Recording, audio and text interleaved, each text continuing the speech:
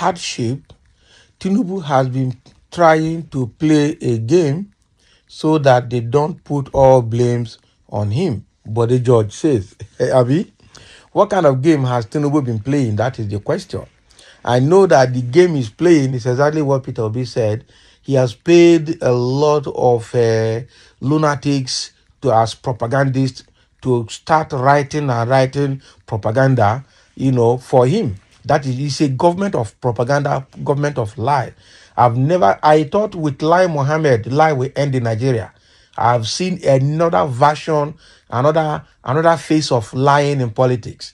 That this time around, rather than using one single person, they paid different faceless media outfits, different faceless social media actors to be writing propaganda for the APC government.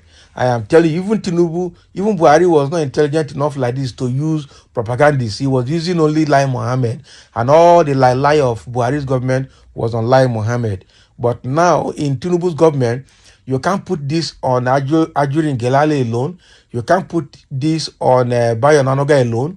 A lot of people, including faceless social media actors, are involved, like Reno Mokri, and I'm not even hearing the voice of the likes of, what is his name? And all this PDP, what do they call this name? Adeyanju. Okay. We're not hearing Adeyanju voice again. But he has paid so many people, and that is why he has been lying. And that is the game. I'm sure that is the game that Bode George is putting up here. That is most likely the type of game. So in an interview with the Sun observed Chief Bode George, the leader of the People Democratic Party, has accused President Tinubu of playing a game to avoid taking the entire blame for the current economic hardship in the country. Okay, George was asked what is lacking from the Nigerian governance between resource management, capacity, or prioritization. He said that, in his opinion, the managing directors of Nigeria's top 5 banks ought to be called to the villa if we are truly going to address the issues. He said that they are aware of their actions and how during the previous President Buhari's government, they wasted Nigeria's resources.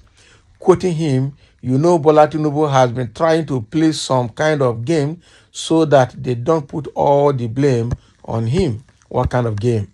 I told Tinubu that we had 1 year of a test run for him, at least to learn what is happening in different sectors, and we have seen it all. And so what he has to do is to proffer solutions. Now, the solutions he's proffering, and those people who are the real managers of financial institutions, the monetary and fiscal measures, policies of Nigeria, those are the people.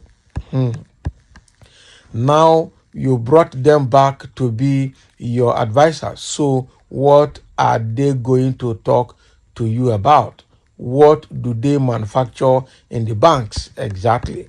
So why are our own top bankers in Nigeria so humongously wealthy than the people you find there as managing directors of Barclays Banks, Lloyd Banks, and all kinds of banks, both in the US and in the UK and Canada. So Bode George inquired as to what became of the funds that were distributed, the cash sent to the many banks to be utilized by clients who profited from those states. So rather than merely skimming the surface and assuming we would find out, okay, he challenged them to discuss the details. He bemoaned the state of humanity, saying that hunger is now a problem for everyone, affluent or poor. So he lamented that it appears like it will take another century for the Tinubu's government policies to come to fruition. According to him, Nigerians are looking for anything that will provide temporary relief. So Bode George is fingering the banking sector the financial sector. Exactly. So when you look at the top 5 commercial banks in Nigeria, likes of Zenith, GTB, Access Bank, UBA, First Bank, I think these are the top 5 big banks in Nigeria.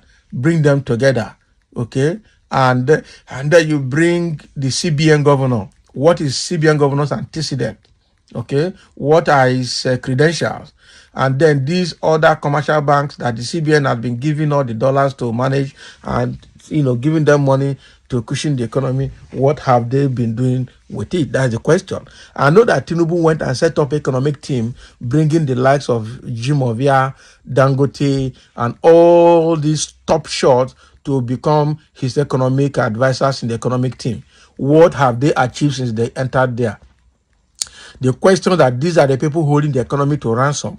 Now you brought them together, consolidated them as economic advisory team.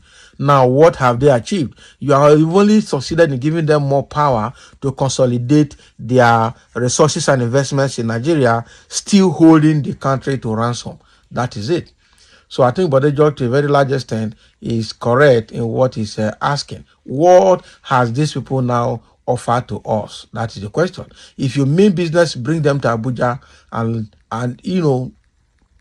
let them open up to the Nigerians what is happening, not skimming all the issues on the surface and then expecting Nigerians to know. What would they know? And like I said at the beginning, rather than unraveling the truth and what is happening in the Nigerian economy, they paid propaganda to be selling lies to the people of Nigeria. That is the bad part of the whole thing, which is very, very terrible. Very, very terrible. I must tell you the truth. And there is a comment here. Somebody has made a comment to the comment section. He said, the blame will still go to him. He knows that the benefit of the subsidy will only go to the rich and poor will remain poor. Why did he remove it at once? Exactly. And it's not only the subsidy remover, the floating of the Naira exchange rate, who are the so-called beneficiaries of the subsidy, who are the importers of this petroleum product, why has the refinery refused to work, who are the people benefiting from the sales of the dollars in the economy, and now they have gone to buy 150 million dollar worth of private jet for Tinubu. Where did they get the foreign currency to make that payment? And now look at their 20% share in Dangote refinery has dropped to 7.2% because they are not able to pay their counterpart funding as of June 2024.